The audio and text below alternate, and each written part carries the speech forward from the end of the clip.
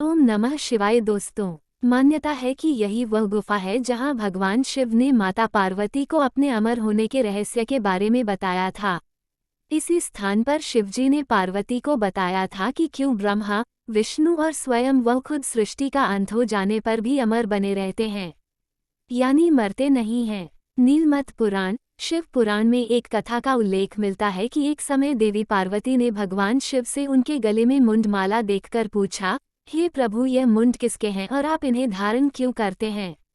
भगवान शिव ने कहा कि जितनी बार तुम जन्म लेती हो और मृत्यु को प्राप्त होती हो, उतनी बार इस मुंडमाला में एक मुंड बढ़ जाता है। ये सभी मुंड तुम्हारे ही हैं। देवी पार्वती को ये सुनकर बड़ा आश्चर्य हुआ और उन्होंने भगवान शिव से कहा कि आप अमर हैं तो मैं अमर क्यों नहीं हूँ। ऐसी मान्यता है कि जब शिवजी माता पार्वती को अमरत्व का ज्ञान दे रहे थे, उस समय उस गुफा में उन दोनों के अलावा कबूतर का एक जोड़ा भी था। शिवजी के मुख से कथा सुनने के बाद ये कबूतर का जोड़ा भी अमर हो गया। माना जाता है कि अमरनाथ गुफा में एक कबूतर का जोड़ा रहता है। इस जोड़े के बारे में ऐसा कहा जाता है कि जिस व्यक्ति को भी इस कबूतर के जोड़े के दर्शन हो जाते हैं, वो व्यक्ति मोक्ष प्राप्त कर लेता है। इस गुफा के बारे में सबसे ज्यादा हैरान करने वाली बात यह है कि यहाँ हिमलिंग बनने के लिए पानी का स्रोत क्या है, इस बारे में आज तक कोई नहीं जान पाया है। ये पहेली अभी तक अनसुलझी है। आज तक कोई भी इस रहस्य के बारे में नहीं जान पाया है कि अमरनाथ की गुफा में बर्फ से जो शिवलिंग निर्मित होती है उसकी बर्फ ठोस होती है और जबकि उसके आसपास की या फिर बाहर की बर्फ कच्ची होती है और मुलायम होती है।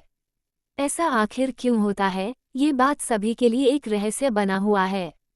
यहाँ पर पैदल चलकर आए श्रद्धालु बेहद थके हुए रहते हैं, मगर जैसे ही वह गुफा में प्रवेश करते हैं उनकी सारी थकान दूर हो जाती है।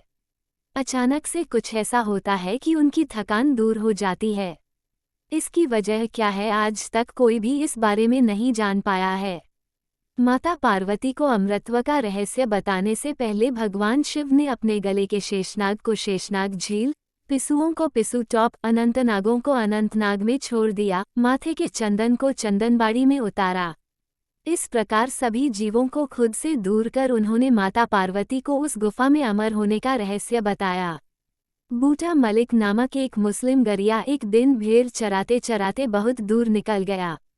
बूटा स्वभाव से बहुत विनम्र और दयालु था। ऊपर पहाड़ पर उसकी भेंट एक साधु से हुई। साधु ने बूटा को एक कोयले से भरी एक कांगड़ी, हाथ सेकने वाला पात्र दिया। बूटा ने जब घर आकर उस कांगड़ी को देखा तो उसमें कोयले की जगह सोना भरा हुआ था। तब वो उस साधु को धन्यवाद करने पहुंचा, लेकिन वहां साधु नहीं मिले और एक गुफा दिखी। जब बूटा मलिक ने उस गुफा के अंदर जाकर देखा तो बर्फ से बना सफ़ेद शिवलिंग चमक रहा था। उसने यह बात गांववालों को बताई और इस घटना के 3 साल बाद अमरनाथ की पहली यात्रा शुरू हुई। तभी से इस यात्रा का क्रम चल रहा है। बूटा मलिक के वंशज आप भी इस गुफा और शिवलिंग की देखरेख करते हैं। जब भगवान शिव ने माता पार्वती को कथा सुनाने के लिए अमरनाथ की गुफा में प्रवेश किया तो कालाग्नि को यह आदेश दिया कि गुफा में जो भी जीव हैं उन्हें भस्म कर दो। कालाग्नि ने ऐसा ही किया और सभी जीवों को भस्म कर दिया।